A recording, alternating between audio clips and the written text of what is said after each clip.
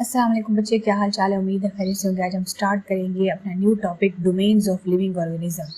Domains of living organism में हमने last time 3 domains पढ़ी थी, जिसमें आर्किया था, बैक्टीरिया था, ये दो अलग थी और यूकेरिया वाली अलग थी। आज हमने असल में डोमेन्स ऑफ लिविंग ऑर्गेनिज्म में इनके कैरेक्टरिस्टिक्स देखने हैं, ये कैसे होते हैं, इनकी खसूसियात देखने हैं। ये खसूसियात वाले असल में क्वेश्चन लॉन्ग क्वेश्चन में आते होते हैं। तो यहाँ पे क्वेश्चन है, या इसकी 3 शॉर्ट में भी आ सकते हैं कैरेक्टरिस्टिक्स लिखो। आर्किया की डोमेन आर्किया की कैरेक्टरिस्टिक्स लिखें, 3 कैरेक्टरिस्टिक्स या 5 कैरेक्टरिस्टिक्स लिखें। तो पहली जो कैरेक्टरिस्टिक्स है वो अंडरलाइन कर लें। हाईलाइटर आप साथ में रखें येलो वाला, या अंडरलाइन करते जाएं ताकि आपको याद करने में आसानी हो। तो पहला पॉइंट आप अंडरलाइन करें कि they are most primitive organism. Primitive organism का मतलब है बहुत पुराने और किस्म के जानदार हैं अर्थ के ऊपर। दूसरा अंडरलाइन कर लें, they are prokaryotes तो है, but their cell wall don't contain peptidoglycan। Peptidoglycan वाली सेल वॉल इनके अंदर नहीं होती। ये प्रोकैरियोट्स तो हैं लेकिन इनकी सेल वॉल पेप्टिडोग्लाइकिन की बनी हुई नहीं होती, उसके अंदर पेप्टिडोग्लाइकिन वाला केमिकल नहीं है। तो क्वेश्चन आ सकता है ये कौन सा ऑर्गेनिज्म है जिसमें पेप्टिडोग्लाइकिन वाली सेल वॉल नहीं है। तो ये आर्किया है। थर्ड है राइबोसोमल आरएनए। तो इसका जो राइबोसोमल आरएनए है वो बिल्कुल रिलेट करता है यूकैरियोट्स का देन टू बैक्टीरिया। इनका जो डोमेन आर्किया वाला ऑर्गेनिज्म है, इनका जो राइबोसोमल आरएनए है वो बिल्कुल रिलेट करता है यूकैरियोट्स की तरह, यानी एक प्रॉपर ऑर्गेनिज्म की तरह इनका मिलता जुलता है राइबोसोमल आरएनए, जो कि प्रोटीन बनाता था। Their cell membrane contain unique lipids which enable them to live in extreme. अच्छा, अब थर्ड पे अंडरलाइन कर लें, एक्सट्रीम इन्वायरमेंट का अंडरलाइन कर सकते हैं, आपकी मर्जी है। सेल मेम्ब्रेन की, अच्छा पहले हमने अंडरलाइन किया आपने सेल वॉल की, इनकी सेल वॉल पेप्टिडोग्लाइकिन की नहीं बनी होती। अब हेडिंग बना सकते हैं, आप अंडरलाइन कर सकते हैं सेल मेम्ब्रेन की।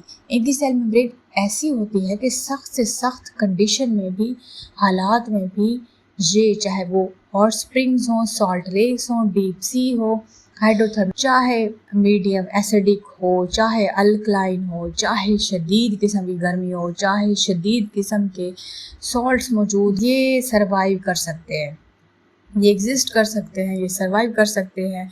मिट्टी में भी सरवाइव कर सकते हैं, समंदरों में भी सरवाइव कर सकते हैं, चाहे एसिडिक वाली मिट्टी हो, चाहे अल्कलाइन वाली हो, चाहे सॉल्ट हो, ये हर जगह सरवाइव कर सकते हैं।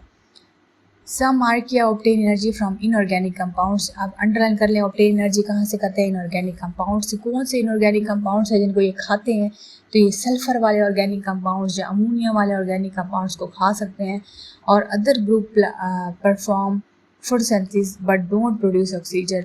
फोटोसिंथेसिस एक ऐसा प्रोसेस था जिसमें ऑक्सीजन भी प्रोड्यूस होती है और एनर्जी भी बनती है। लेकिन आर्किया एक इस किस्म की है, एक ऐसी ग्रुप्स हैं इनमें कुछ जो कि फोटोसिंथेसिस तो करते हैं, अपनी खुराक तो बनाते हैं, लेकिन ऑक्सीजन नहीं निकाल सकते वो। तो इसकी एग्जांपल्स देखें तो the domains archaea contain kingdom, जिसमें आर्कियोबैक्टीरिया है, ये सबसे बड़ा पुराना बैक्टीरिया है। सेकंड में देखें तो मेथेनोजेंस यानी मीथेन गैस प्रोड्यूस करने वाले। हेलोफाइल्स जो कि सॉल्टी कंडीशन में सर्वाइव करने वाला। अभी हमने कैरेक्टरिस्टिक्स पढ़ी है कि शदीद किस्म के, चाहे सॉल्ट वाला इन्वायरमेंट है उसमें भी गुजारा कर लेते हैं, तो ये सॉल्टी वाली एग्जांपल आ गई है हेलोफाइल्स वाली। थर्मोफाइल्स नाम से ज़ाहिर है, थर्म का मतलब है टेम्परेचर, शदीद किस्म का टेम्परेचर। हॉट स्प्रिंग्स में ये कर सकते हैं सर्वाइव, ये तो ऑर्गेनिज्म के नाम है थर्मोफाइल, हॉट स्प्रिंग में रहने वाला। एसिडोफाइल एसिडिक कंडीशन में रहने वाला इन्वायरमेंट में। नेक्स्ट है domain bacteria and Eukarya. Bacteria organism की कैरेक्टरिस्टिक्स आ सकती हैं। यहाँ पे साइड पे है क्लोरोफिल, क्या होता है, एक ग्रीन पिगमेंट होता है जो कि फोटोसिंथेसिस के लिए ज़रूरी है। कैरेक्टरिस्टिक्स देख लें बैक्टीरिया की, इंपॉर्टेंट लॉन्ग क्वेश्चन आ सकता है बैक्टीरिया और यूकेरिया का। बैक्टीरिया क्या होते हैं, इनकी कैरेक्टरिस्टिक्स देखें, ये ट्रू बैक्टीरिया है, ये प्रोकैरियोट्स हो सकते हैं, इनकी सेल वॉल पेप्टिडोग्लाइकिन की बनी होती है।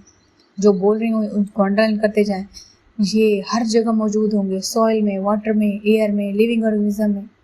ये यूनिसेलुलर भी हो सकते हैं, लाइक सोलिटरीज, ये सोलिटरीज में रह सकते हैं। सम फॉर्म चेन्स की सूरत में, जंजीर जिस तरह बनी होती है उस तरह में भी ये सर्वाइव कर सकते हैं। क्लस्टर गुच्छों की सूरत में, कॉलोनियल कॉलोनीज बना के भी ये रह सकते हैं बैक्टीरिया।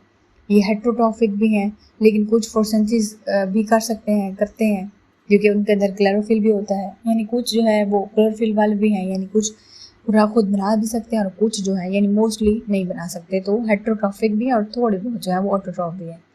एग्जाम्पल देखिए डोमेन बैक्टीरिया के एग्जाम्पल, तो किंगडम म्यू बैक्टीरिया, इसमें बैक्टीरिया भी है, साइनोबैक्टीरिया भी है। और some bacteria cause disease and many plays essential role in nutrition. अच्छा, न्यूट्रिएंट रिसाइकलिंग में भी ये बैक्टीरिया बड़ा अहम रोल प्ले करते हैं।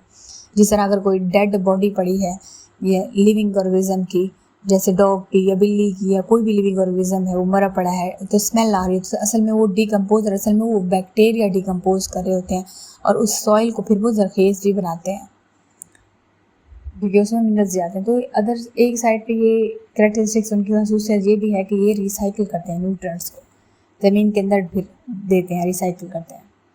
डोमेन यूकेरिया का मतलब है ये वेल डिफाइंड जिनके अंदर न्यूक्लियस होता है। इसकी कैरेक्टरिस्टिक्स देखें तो पहली कैरेक्टरिस्टिक्स ये है कि Eukarya consist of kingdom protista है। यूकेरिया के अंदर किंगडम प्रोटिस्टा आता है, फंजाई आता है, प्लांटिया आता है, एनिमिलिया आता है। प्लांटिया एनिमिलिया तो ऑलरेडी हो ही होंगे, लेकिन प्रोटिस्टा वाली आपने याद रखनी है, फंजाई भी याद रखनी है। इनके अंदर जो सारे के सारे यूकेरियोट्स आ सकते हैं, बड़े कम्प्लेक्स होते हैं ये। इनके अंदर सेल्स, यूकैरियोटिक सेल्स होते हैं, इनके अंदर न्यूक्लियस होता है, इनके अंदर मेम्ब्रेन बाउंडेड ऑर्गेनेल्स होती हैं, इनकी सेल मेम्ब्रेन इनके पास होती है, इनके अंदर जो है सेल वॉल होती है, सेल मेम्ब्रेन होती है। सेल मेम्ब्रेन के अंदर ऑर्गेनेल्स होते हैं, organelles different organs, organelles mitochondria, Golgi apparatus, ये आप नेक्स्ट में पढ़ेंगे कौन कौन से ये क्या होते हैं। ये ऑर्गेनेल्स इसके अंदर होती हैं और ये इनका जो सेल्स हैं ये बड़े लार्जर होते हैं, इसके अंदर कम्प्लेक्स किस्म के स्ट्रक्चर्स होते हैं, ये जो अभी मैं बोल रही थी। तो ये कैरेक्टरिस्टिक्स हैं आपकी, तो आपने इनको याद करना है। ये लॉन्ग क्वेश्चन आ सकता है, यूकेरिया के ऊपर क्वेश्चन आ सकता है, बैक्टीरिया के ऊपर क्वेश्चन आ सकता है। ये हेडिंग्स डाल सकते हैं या अंडरलाइन करके भी इनको याद कर सकते हैं। यहाँ तक कोई मसला हो ज़रूर पूछेगा। मिलते हैं नेक्स्ट लेक्चर में, अपना ख्याल रखिएगा। Thank you so much. Channel को सब्सक्राइब कर दें, वीडियो को लाइक कर दें, कमेंट कर दें और शेयर कर दें। प्लेलिस्ट अपडेट हो चुके हैं, जाके देखें, चैनल को विजिट करें, वीडियो पूरी देखा करें, वरना आपके कॉन्सेप्ट क्लियर नहीं हो पाएंगे। वन शॉट सीरीज़ की भी अलग प्लेलिस्ट बनी हुई है केमिस्ट्री की, तो वो भी आप जाके देख सकते हैं कि कौन से मोस्ट इंपॉर्टेंट क्वेश्चन आते हैं। अगर कोई फीडबैक देना चाहें तो ज़रूर दीजिएगा, मोस्ट वेलकम। अपना ख्याल रखिएगा। अल्लाह हाफिज़।